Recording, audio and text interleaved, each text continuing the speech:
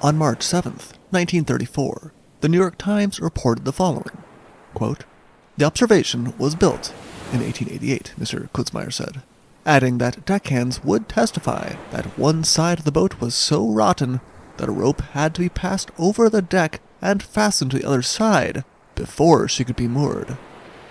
The boiler leaked badly," he continued, "and she had a bad list."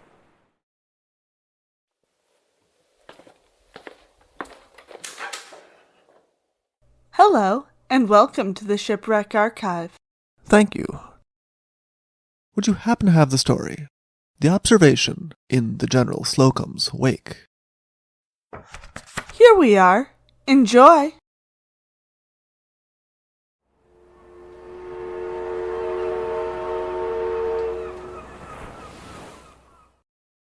The 122-ton steam yacht Observation started life in 1888 as a ship named the Jean. She had been sold and renamed the Elsa. It would not be until she was purchased in 1905 to bring sightseers to view the Statue of Liberty that she would be named the Observation, the name that would stick with her for the rest of her career. As the New York Times would put it, quote, "Hard luck was a close companion of the steamboat. During her career, she would sink twice and burn twice. Not a record that would inspire confidence, especially since throughout her career, her role was always to carry passengers. Often, the passengers were laborers who needed to be ferried to the various islands around New York. The American Can Company used her to carry laborers to Staten Island during World War I, and in 1931, she was put to use carrying laborers to Rikers Island, who were working on building the penitentiary there, as well as construction workers who were bound for the Passaic River. The year of 1931 would end with her capsizing, and 1932 would begin with her being righted again and repaired. In April of 1932, both her boilers and hull were inspected by the United States Steamboat Inspection Service, and they declared that she would be fit for another year of service. She was needed once again to bring construction workers to Rikers Island.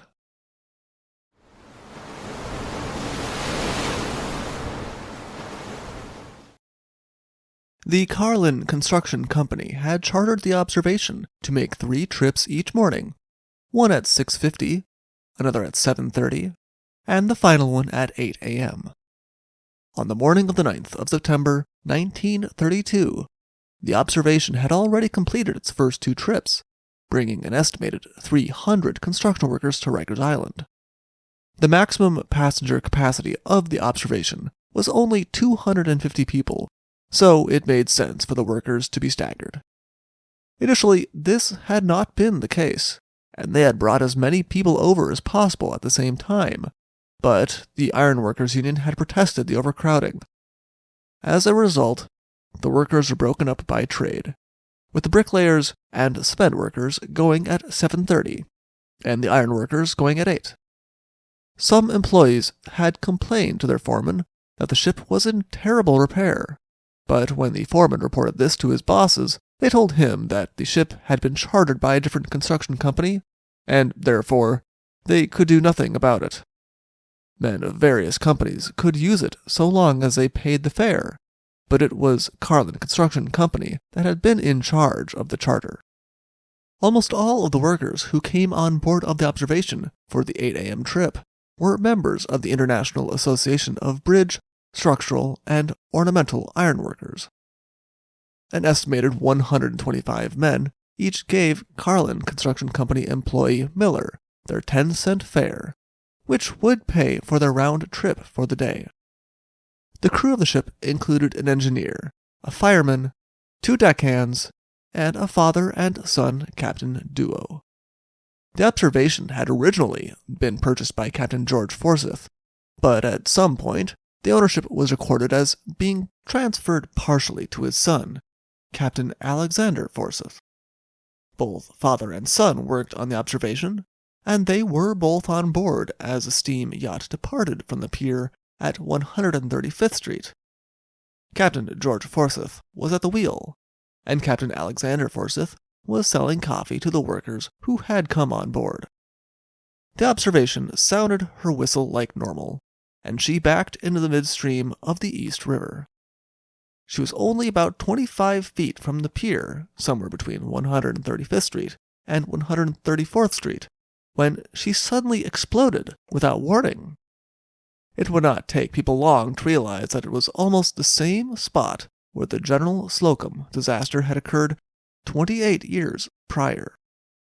On the pier were still standing several people who could describe what had occurred. Ironworker Julius Graff had a hand that was very badly swollen with poison ivy, and he had gone down to the pier to ask the foreman if he could have the day off. The foreman agreed, and Graff had remained on the pier to wave to his coworkers as they departed when the explosion suddenly filled the air with debris. A member of the crew of the observation was also standing on the pier as the ship departed. He had been left on the pier to haul in the line after the ship had departed, and was also still watching when pieces of the ship suddenly filled the air, and he was forced to run for cover as pieces of the observation began to fall around him. By far, the people who had the closest call, however, were the crew of the steam lighter, the Gypsum, which was moored nearby.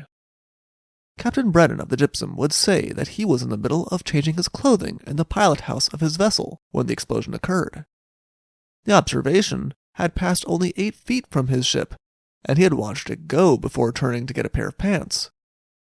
He had turned back when he heard the explosion, only to find that there was no more observation. There was just dust and smoke at first, and then when that cleared, there was wreckage.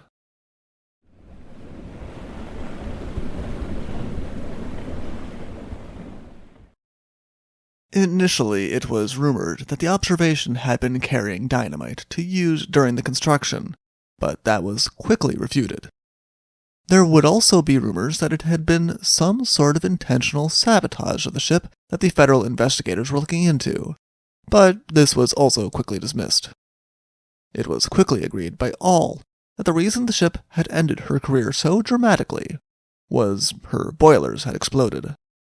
One of the passengers, a man named Alfred Gray, would tell the newspapers that he had been sitting midships with a clear view of the boiler room. He watched as firemen shoveled coal, and the engineer made himself busy around the controls. He did notice that the boiler seemed unusually hot, but he did not think it looked dangerous, right up until the moment that the boat seemed to lift under him and he felt as though he was being fired from a cannon. Another passenger by the name of William Whaley would be the last person to speak with Captain George Forsyth. He was standing near the pilot-house when Captain George Forsyth, mindful of the timetable they needed to keep, asked him what time it was. Whaley had replied that it was 2 minutes to 8. Whaley still had his watch in his hands 5 minutes later when he was suddenly blown into the air.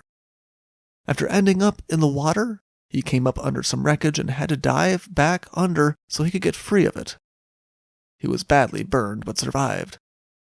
The same could not be said of Captain George Forsyth, who did not survive the explosion.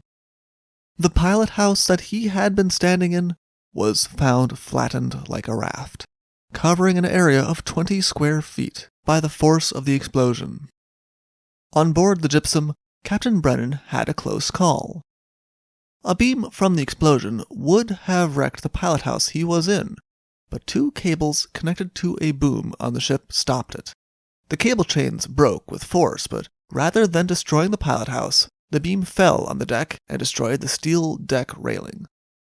Fortunately, the 2 deckhands of the Gypsum had been working in the cargo pit when the debris whistled over their heads. A piece of timber from the observation also traveled with enough force to crash through the fire room door, and it became lodged between the bulkhead and boiler, having carried the door jamb with it. Captain Brennan emerged from the pilot-house to find that the remains of 5 men had landed on the deck of his ship. They were past all help, so he left them where they lay and turned his attention to the living. He and his crew of 4 men grabbed poles and lines and hauled everyone they could reach this way out of the water. Once they could no longer reach men with poles and ropes, he dispatched the mate and 2 deckhands in the lifeboat to go search through the wreckage. Some of the men that they pulled out of the water were in so much shock that they would not release the wreckage they were clinging onto, even as they were being pulled from danger. They were able to bring back 5 men, but the wreckage was beginning to be carried by the tide toward Hell Gate, along with the people who were clinging to it. The emergency responders were starting to arrive, and Captain Brennan took on board a police officer, a fire chief, and 2 firemen, and followed after the wreckage in the gypsum. Once they reached Hell Gate, they were able to save 2 more men off of some wreckage they had been on. In total, when the gypsum reached the pier again, they had managed to rescue 15 people. The ferryboat Greenwich Village, which had also been nearby, was also able to rescue almost as many people. The gypsum and her crew were not the only people to quickly mobilize to rescue those in the water. All along the riverbank, rowboats pulled out from the shore, and everyone who had been able to remain clinging to the wreckage was swiftly pulled out. City tugs and the coal carrier Freeman of the Pocahontas Fuel Company also joined in the rescue work. A few of the workers who had been on the observation were strong enough swimmers and in good enough health that, after the explosion, they were able to reach the shore on their own, where they were found and brought to get medical attention. Captain Brennan estimated that within minutes, the living were all saved, and that not a single person had been lost due to drowning. All of the victims, in his estimation, were due to the terrible explosion that had taken place. The people who had been on the observation had mostly known each other, worked together, and been close. After the explosion, they helped one another when possible, helping save more lives. One man with a broken leg had told the crew of the gypsum to save another man who was in more danger before they saved him. And several survivors talked about helping more people cling to wreckage or swim.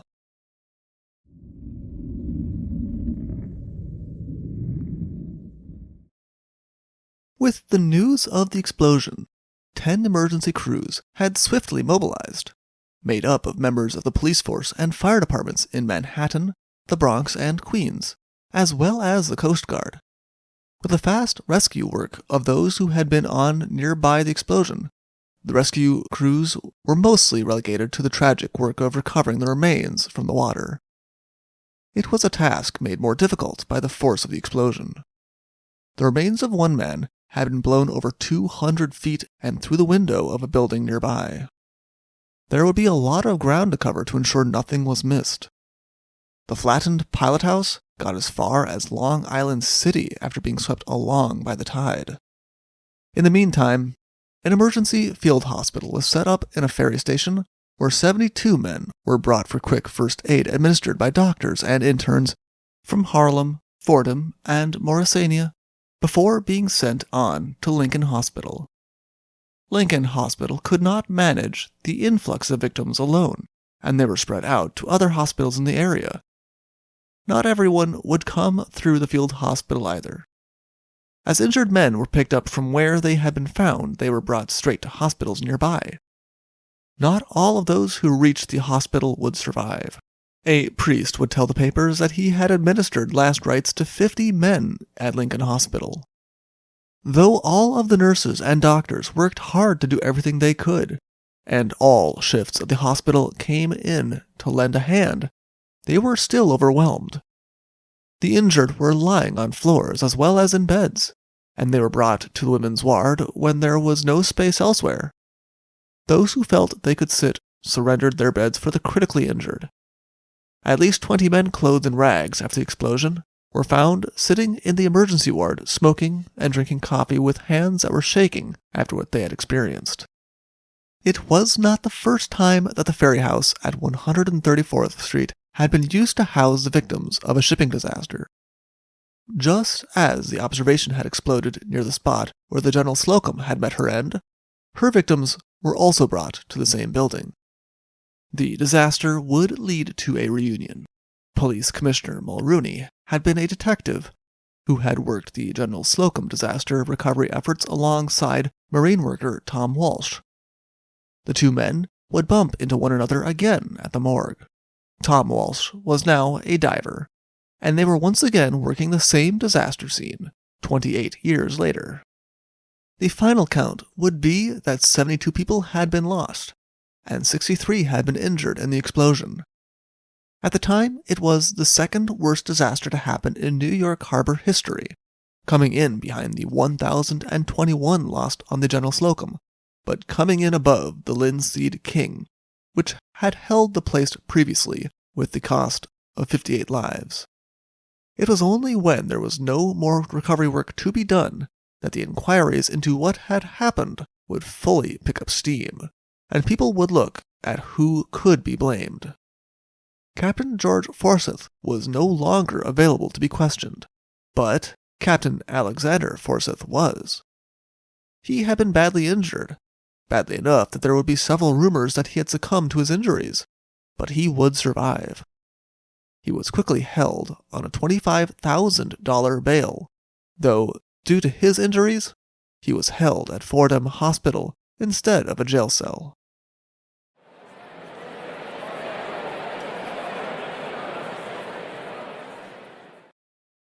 The age of the boilers was quickly dismissed as the sole reason for the disaster. The boilers of the observation had been replaced in 1906, and many ships on the river were operating completely fine with boilers that were 30 years old, but that was only when they were well maintained. A member of the crew would testify that heating coils used to warm water before it was pumped into the boilers had become so clogged that they had been forced to stop using them because Captain George Forsyth had refused to buy new ones. He had also been reluctant to make any other repairs due to the expense. At one point, the boilers had been leaking so badly that they had been forced to fill the boilers with water every 3 hours. The 2 welders who had patched the boiler were quickly told by their company not to mention that they had worked on it after the explosion occurred, and they were told to just tell officials that they had patched the smokestack. The 2 men caved quickly under questioning, though, and it was found that the welding company did not have a certificate from the United States Steamboat Inspection Service to do work on boilers. A previous fireman said that they had patched a leak with cement at one point, and a welder who had been called in to repair one of the legs of the boiler had complained that there was no longer enough metal to work with. Another fireman testified that before he had quit working on the ship, the boilers had been acting strangely, and that he had suspected that salt water was being used in them, though the government would later say they found no evidence of this while inspecting the recovered pieces. The ship also listed the port side regularly, something that the crew said was a result of leaks caused by rotten boards, especially right near the boiler room. The inspectors would say that the rot was all above the waterline, and, therefore, the ship was considered seaworthy still, but the crew would say that it was only above the waterline when passengers were not bunched up on one side, which happened sometimes. It would be testified that the observation indeed listed right before she exploded, and she had exploded as she righted herself. There would be accusations that the government inspectors were trying to save face and were deliberately not finding faults in the wreckage as a result.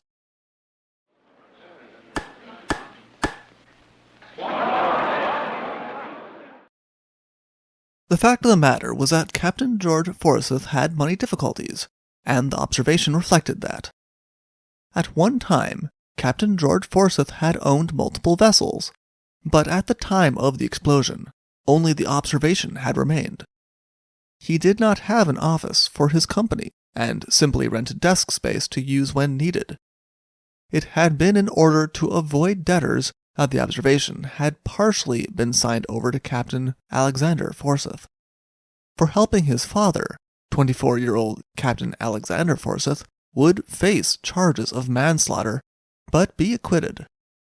It was discovered that, while he also held a master's certificate, he played no role in the actual operation of the vessel. The contract with the construction company had been worked out entirely with his father. The employees all answered to his father, and all the decisions about repairs were made by his father. Captain Alexander Forsyth did not seem to even understand that he was still the partial owner of the vessel on paper at the time of the explosion, until he was faced with the documents after the explosion. This was something that his half-brother would also testify to. The difference in roles between the two Captain Forsyths was best demonstrated by where they had been at the time of the disaster. Captain George Forsyth had been in the pilot house, and Captain Alexander Forsyth had been selling coffee. They found that no matter the reason for the boilers exploding, and none was ever conclusively found, Captain Alexander Forsyth held no responsibility. The widows of those who had lost their lives during the explosion would also receive no compensation, though there would be long legal battles over the matter. Captain George Forsyth was gone, and had no money to speak of in any case. The widows instead attempted to go after the city of New York at first, since the penitentiary project was being done by the city, only for it to be ruled that the men were employees of the construction companies they worked for, and not of the city, and therefore the employers should hold the responsibility.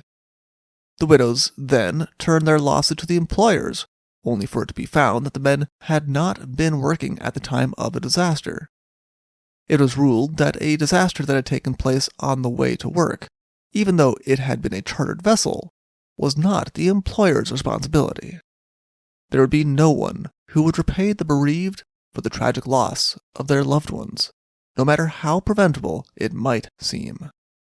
For more information, please see the New York Times from September 10th, 1932, or see other sources in the description below. Thank you for listening. Thank you for visiting the Shipwreck Archives. See you soon.